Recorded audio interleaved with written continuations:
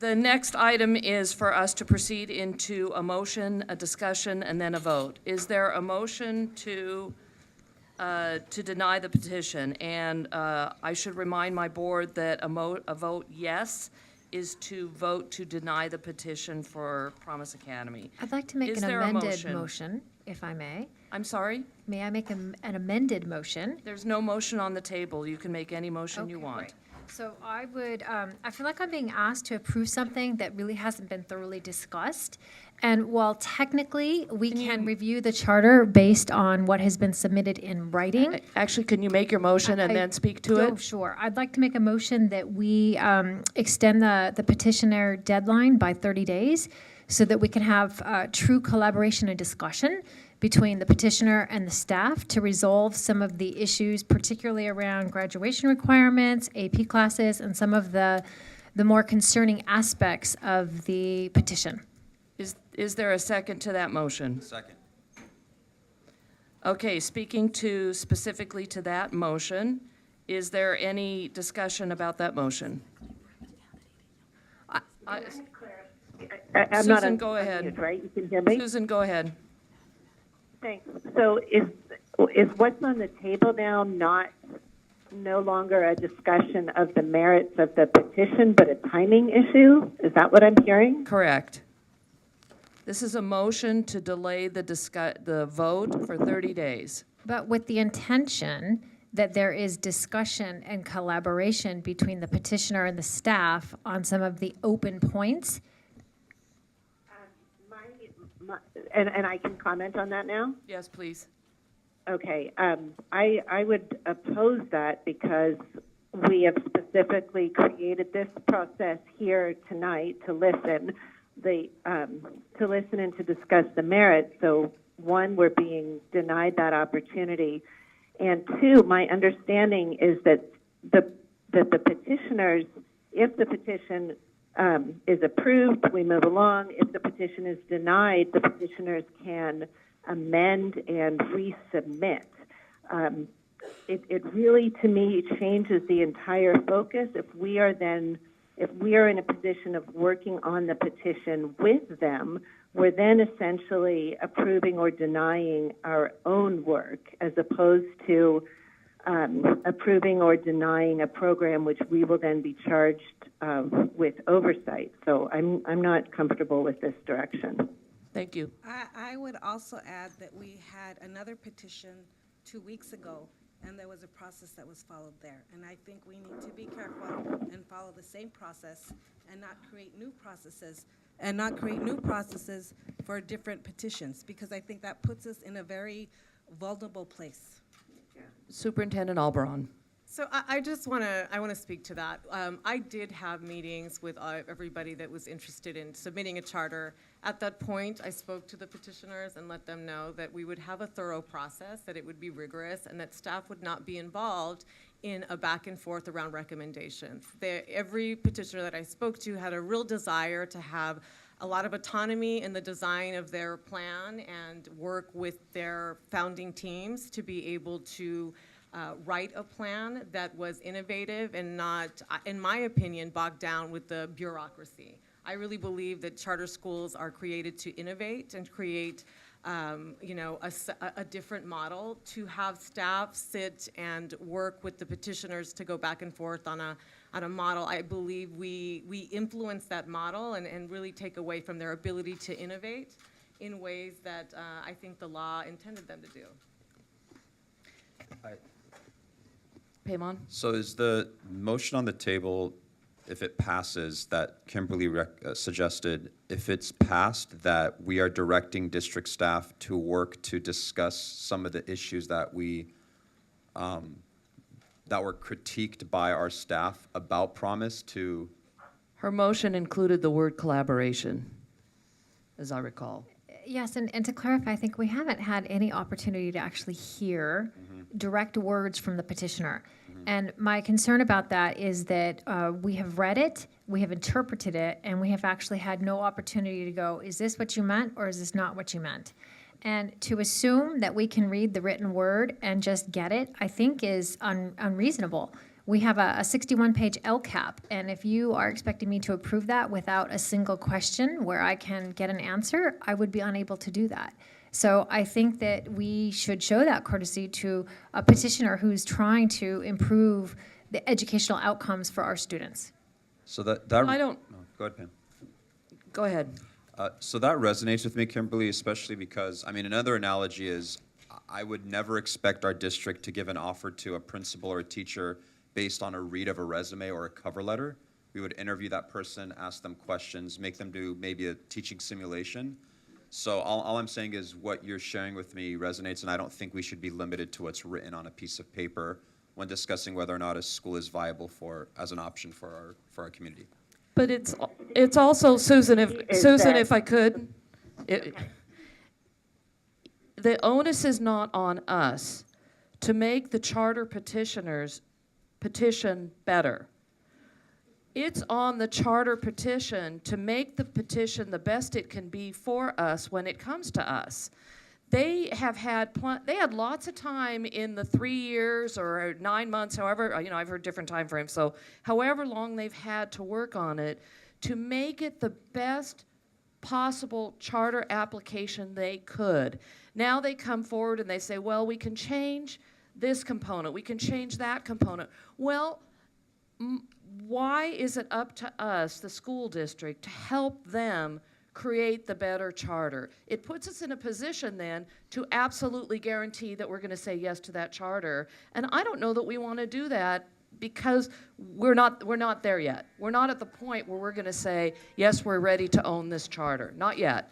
What I'd like to see happen is there are some good merits in this charter proposal, but it's not the one that is ready to come before us. They have an ability to take it back, to change the things that they've heard are of concerns to us, and resubmit to us. They can do that. Or they can go on to the county and have it approved at the county level. So our fiduciary is to deal with this. We have to relate to the amount of resources that this is taking. If our staff is directed to collaborate, we will yet again have more resources put into this charter, which is fine if that's how the board wants to go, but I would encourage the board vote no on this motion, and that we deal with the motion at hand, which is to deny or move forward with the charter and not kick it down the street 30 more days. Teresa. I do not recommend that we have different processes for different charters. That puts us in a legally very vulnerable position. I am not willing to go that route because I don't think we should treat different charter petitions differently. We should treat them all alike. Susan, did you have a comment?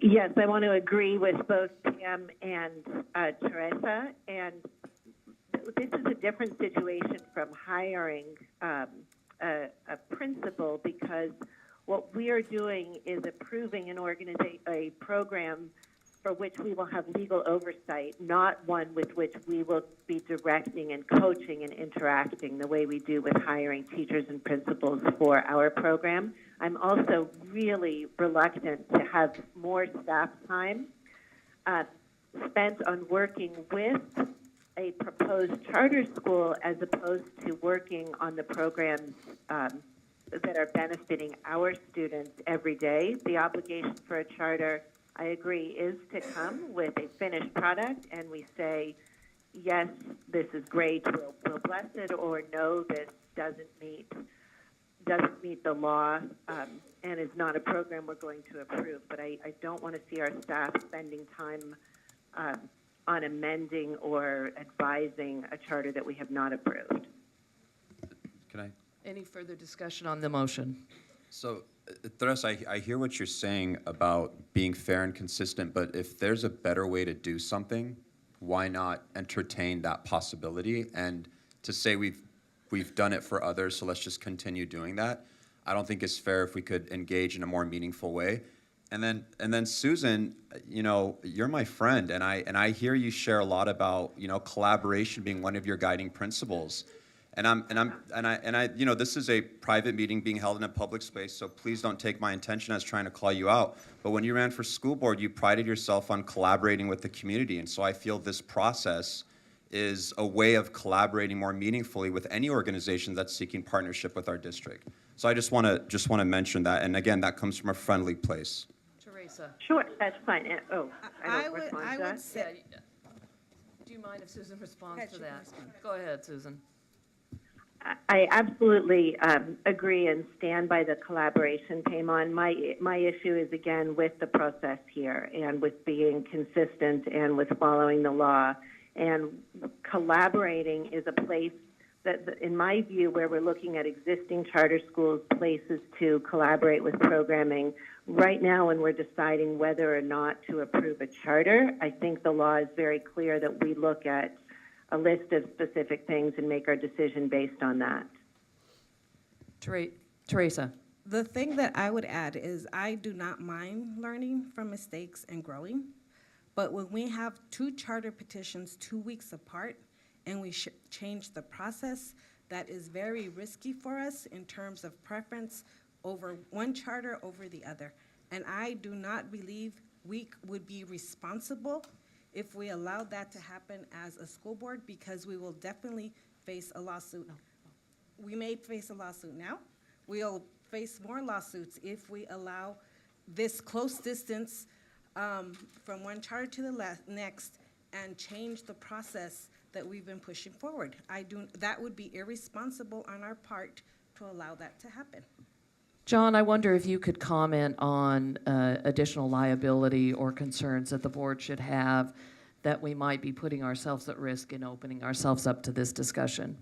Well, there is certainly risk in having different procedures or criteria for different petitioners, and staff has worked very diligently in having a consistent and uniform procedure. The Education Code is also clear that when it comes to the charter petition and the decision to grant or deny, the board is essentially judge and jury. You're tasked with making a decision that's either thumbs up or thumbs down. So I agree with President Foley's comment that the back and forth actually violates that, because you have a very specific role, and that's to judge the petition on its merits. And if you're involved in creating the petition, you are involved in adjudicating your own work, and that violates the Education Code's role for the board. The second issue with that is that one of the criteria in evaluating a petition is to evaluate petitioner capacity. And as Superintendent Alberon says, you can't evaluate petitioner capacity unless they have the autonomy to craft their own petition. And the third point I would make is that, for better or for worse, the law says that this is a document-driven process. If a charter is granted, it becomes the governing document, and every single word has potential significance. So even though you may have pressure to involve in this collaborative process, part of the obligation under the law is to evaluate the four corners of the document and see and determine whether it meets a reasonably comprehensive standard, and therefore the process of doing a verbal collaboration with the petitioners would violate that.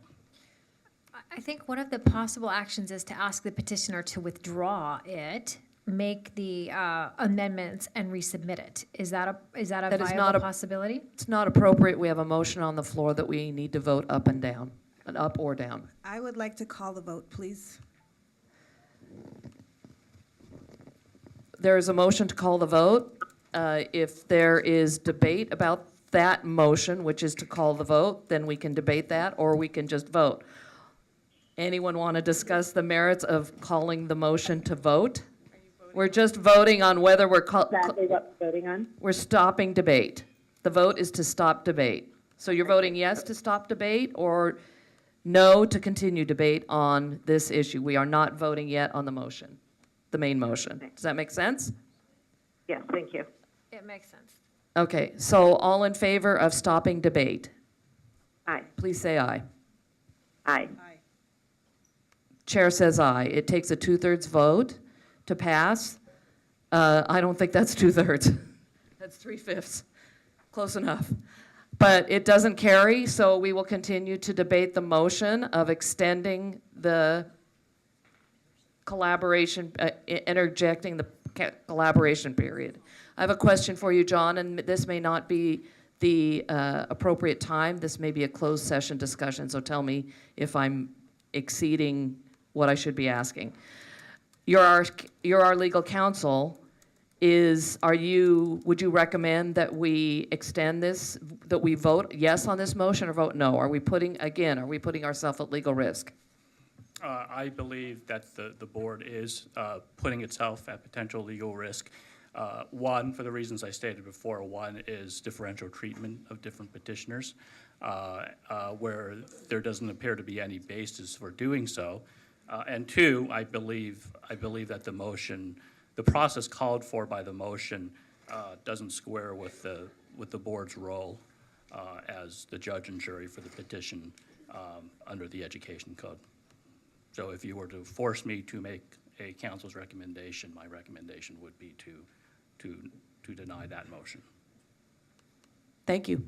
I appreciate that.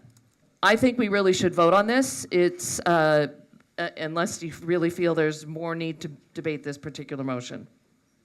Kimberly was sharing something that cut off. I don't know if you wanted to, earlier about. Oh, I had a question, but we can make this vote first, and then I can ask the question. So we're voting on the resolution that you put forth. Yes, to extend this vote for 30 days and collaborate with the charter school To correct the deficiencies. to correct the deficiencies. All those in favor, please say aye. Any opposed? Could you just clarify the yes and the no? I think we're a little confused. So- You're voting yes on your motion. Okay, then I vote yes. I also vote yes. Any opposed? Opposed. Opposed. Chair votes no, motion fails. So I Is move- there a motion to approve the staff recommendation? I move that we approve staff recommendation. Is there a second? Second. Thank you. Is there discussion on that motion? Yes. May I be recognized? Yes, Susan. I think by virtue of the previous conversation, there's been acknowledgement that the current petition is deficient, which is why there was a request. I won't put words into your mouth, Kimberly, but I assume that you asked for the delay because there are deficiencies in the current petition the way it stands, and I believe that fact should be taken into consideration in this discussion now. Thank you. Any other discussion? So I have Teresa. I have a comment. This is not an easy thing to do. I know right now that I'm disappointing half the room and making the other half the room happy. I also know that I know people on both sides of this discussion. And I also know that there's value in both sides of this discussion. My vote is not about critiquing the dreams, critiquing the inspiration. It is not about critiquing the hopes or the rigor. That is not my vote. My vote, and this is my responsibility as a school board member, is what is here written in a way and have enough information that it convinces me that this is doable. And I have read the whole thing. And I read the whole thing before I read the recommendation. And to tell you the truth, I didn't even finish the recommendation because I know what I saw in here and I know what I did not see in here. And my responsibility, despite the hopes, despite the dreams, is this doable? Is this real? I did not see enough information about how we get to this rigor with the population that we are talking about. And I care about this population. So I saw the promises, I saw the hopes, I saw the dreams, and I agree that they're all valid. But I did not see, and especially if you are an expert in English language learners, I did not see how you get there. I saw a lot of effort, I saw a lot of commitment, but my responsibility is to see that you can get there. And despite all this, and this was in many ways very well written, in many ways very comprehensive, but I knew what I was looking for and I could not see the steps. And for that reason, I will vote no for this, because I know the hopes, I know the promises, I know the dreams. I do not know how you're getting there. And that's the part that I need to know at least enough so that I can say yes to this. And that is not there. So I unfortunately have to say no. That does not mean that I invalidate the commitment of every parent that has come forth. That does not mean that I do not accept their courage and their leadership, but that means that my responsibility is to make sure that this is doable enough to an extent that I can take that step and also dream. That is not what is here. And this is really hard to do, but I have to stand with knowing that I have to sleep with myself, and that what comes forth and what I support and what I push through is not just a promise, but has steps to be real. Because all of us deserve the best. And I will add the last thing, that I do think that we have more in common than we have difference, that this is an incredibly painful process, and that it is really heartbreaking to feel that you're on the other side. But my commitment is to all the kids of this school district. And based on that, I have to say no. Teresa, thank you. I can't be more articulate than you were or passionate. In the 12 years that I've served on this school board, I've approved several charter applications: Rocket Ship, DCP Middle School, ACE, Sunrise, and a conversion of one of our own schools, Baccarat, to a charter school. So I'm not anti-charter. But I look at this application, I too read it, because my colleague Teresa challenged me last time to make sure that I read the whole thing. And I did read the whole thing, and I'm not an academic, but I was able to read some of the areas that are of concern to me. And it's not my job as a school board member, and it's not our staff's job to go back to the petitioner and say, correct these things, and we'll vote yes.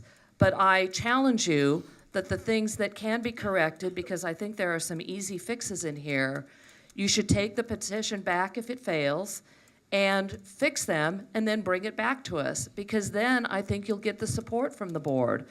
I can't speak for everyone, but the things in there that are of concern to me is the AP requirements, number one.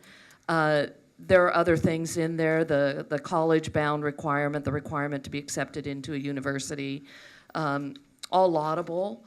Good, great goals, but very stressful for our high school juniors and seniors in particular. So this is a difficult vote because we have, as Teresa said, half of the people in the room are going to be happy with us and half of the people are going to be upset with us. And really, at the end, when I make a decision, it's about the 32,000 kids within San Jose Unified that I vote to improve on academic progress and academic education for them, to treat and educate the whole child.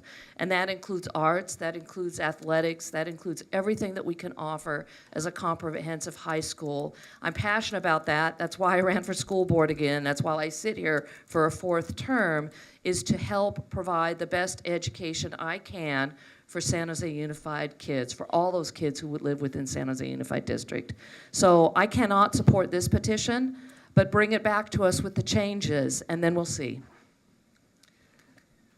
Kimberly or Paymon or Susan, who's next? I could go. Paymon? So first, I want to thank the community for their contributions to this conversation. And by community, I mean our teachers, our families, our parents. I want to thank the staff and founding team of Promise and district staff for taking the long amount of time to give this the proper attention it deserved. I actually, President Foley, with all due respect, I feel like we should engage the petitioner when we have questions about the charter. And as a school board member, I feel like it is my responsibility before making a decision to engage the petitioner when they are petitioning for a charter in our district, and that is exactly what I did. So I do want to share some reasons why I'm about to vote the way I'm about to vote. For one, with all due respect to district staff for taking the time to verify signatures, I still find the verification process that our district staff employed as questionable. We still have not heard from 70 families about their meaningful interest and promise. That's 17 voices unheard, and that's not fair to our community. And so it's not fair for our district staff to conclude that there's not meaningful interest and promise when 70 voices are unheard. Also, to me, and this is my perspective based on my relationships and friendships with families in this community, it did sound like an enrollment check and not a process for gauging interest. And especially in a political climate that's so sensitive and hostile towards immigrant families, that raises questions about our parents' comfortability with responding to questions about their child's enrollment status in our district. So for those reasons, I find our verification process questionable, and I encourage our district to adopt an even better way of verifying signatures if that is the path we're going to move forward with. So there are 3 other things I want to share about my thoughts on this petition. One, I see a transformative vision that is rooted in equity and student leadership. This petition is about stoking leadership in our children that is already inherent in them and is charging our students with becoming change agents. I don't see the end goal as getting into college. That is just a byproduct of having a transformative vision that is making our students leaders in this community. And the expectation that all students will be college and career ready by enrolling students in AP courses, this is what parents asked for. And parents asked for assurances that their children will go to college. And so what parents are asking is, can you assure me that my son or daughter will be in AP courses when they go to your high school? Can you assure me that they will have a college acceptance? Parents ask for this language to be written in the petition. This did not come from the petitioners, this came from parents. And so to hear Dr. Johnson then say, we understand how some people might perceive that as exclusionary, we are willing to change that to become an expectation, I believe that. And also this vision is committed to a reality that our students are the future science, engineering, and technology leaders in Silicon Valley and deserve a seat in those executive and boardrooms right now that are filled with, I'm in corporate America, white and privileged people.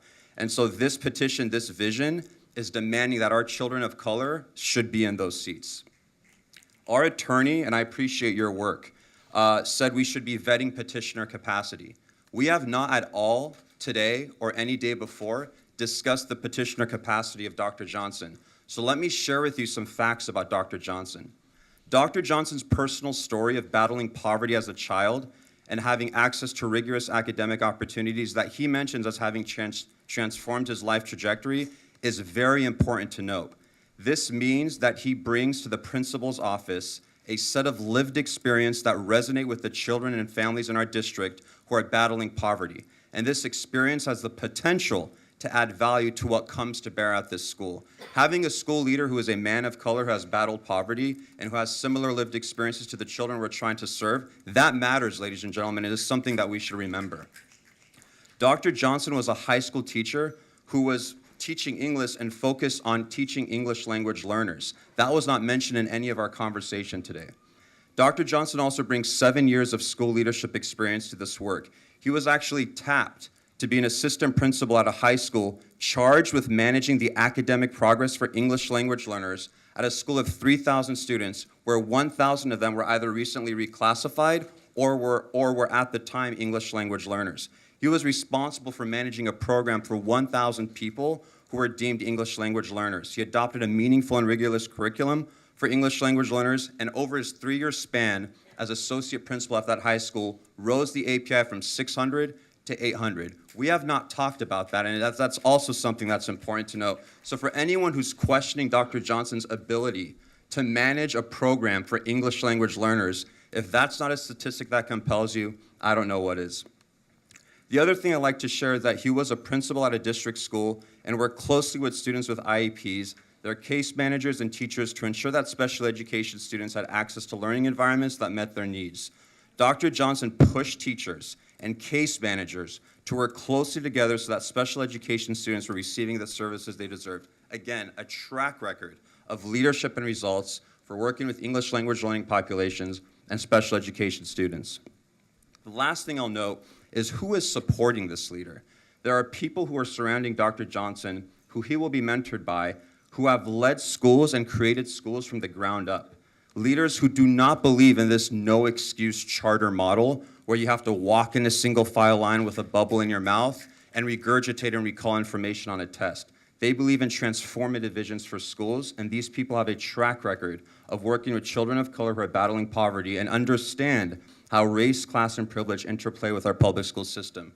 So some of you might be wondering, wow, you did a lot of internet research on the petitioner, Promise, and Dr. Johnson. I didn't. I simply asked questions, and this is what I received when I approached our petitioners, and that's why I think it's important as a board to not only listen to the perspective of our district staff, but to also listen to the perspective of the families and the petitioners. So for that reason, I vote yes for this charter.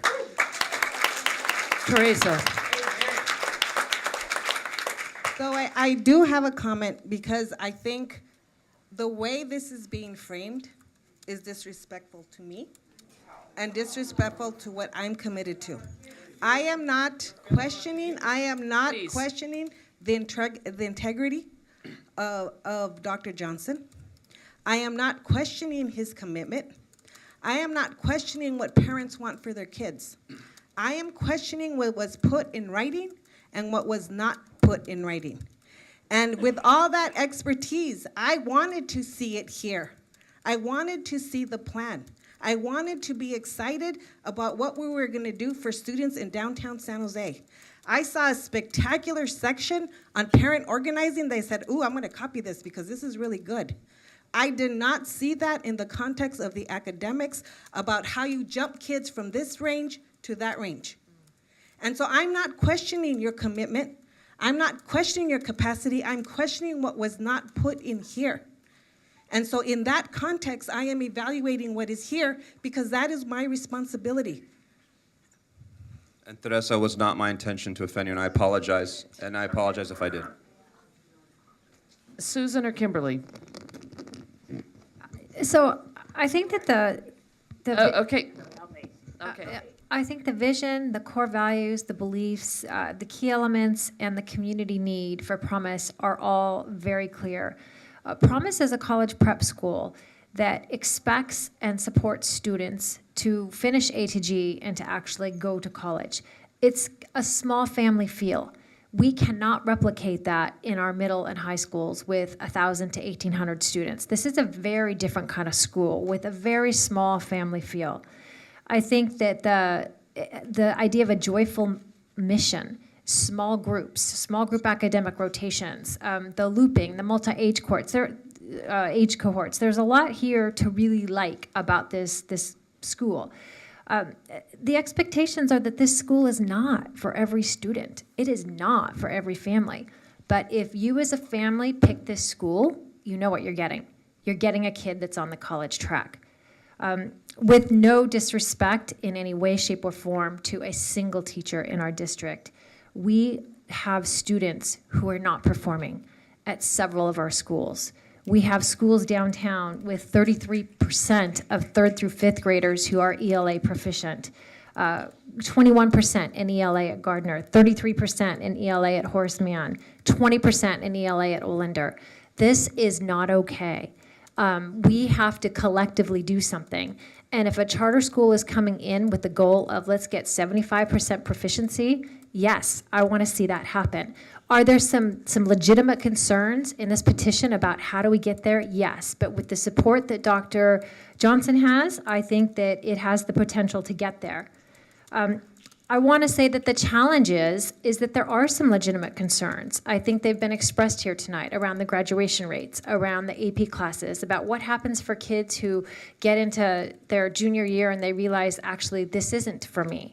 There should be a path for them to go somewhere else. So what would the exit path from Promise B. I would really like to see those things added in here.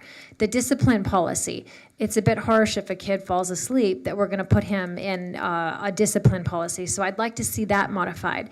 So I think there are some legitimate concerns. Jennifer Thomas spoke about how this is her only place to be able to comment. Wouldn't it be lovely if we had taken 3 hours with true discussion about what it is that our teachers are concerned about, heard from our petitioner, and they were able to make some adjustments to make a really great school for our students who ultimately need to be successful. For those reasons, I am going to vote to approve this charter.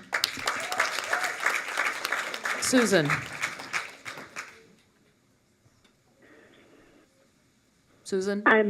Yes, thank you. I'm just listening and reflecting on the comments of my fellow board members, and I want to first say that I'm just so impressed with each one of you. I'm grateful for your candor and your straightforwardness. I see that each of you, as do I, takes this responsibility incredibly seriously and thoughtfully. And I'm proud to be a part of this group. Clearly, nobody is making snap decisions. Kimberly is right that a number of our downtown schools are not performing as well as we would like, and that's a clear mandate for greater work on our part. That's not a direct, to me though, it's not a direct cause and effect that the answer is a charter school or this charter school. What I am concerned about happening, and we've noted that this charter school will be small, have a family environment, which I actually think is pretty cool, will not be for everybody.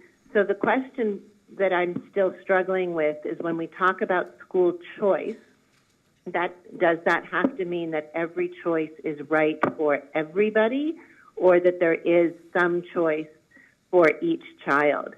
And another piece that I'm concerned about is, will the existence of Promise do anything to improve or better the outcomes for the kids who still remain at Gardner, Empire, Grant? Or does Promise end up pulling the kids who would do very well and are doing very well in our schools to begin with and have engaged parents, and parents will move them to Promise? What happens to the kids who are still in our schools? Do we have a better opportunity to improve their outcomes, or does our opportunity diminish? All of these things really swirl together for me and make this very complex. This, to me, is not a blanket pro-charter, anti-charter. This is looking at one particular school that will be small, that has a particular model, and will it work to improve outcomes for more San Jose Unified students? And if the answer is clearly yes, then I would clearly want to support it. But I have enough questions now and concerns about the same pieces that the rest of you mentioned with regard to graduation requirements and rigidity of discipline, a little bit of the narrowness of focus and the AP classes, that I'm not comfortable saying yes now, but I would be very glad to have an opportunity to revisit this charter when amendments are made. So I'm going to vote no as of tonight. So with that, we've heard from the full board. Let's vote. All in favor of the motion, which is to deny the petition, please signify by saying aye. Aye. Aye. Sorry. Aye. Those opposed to the motion, please signify by saying nay. Nay. Motion carries. Charter petition has been denied. I would encourage the charter petition to listen to the comments and bring it back with the modifications.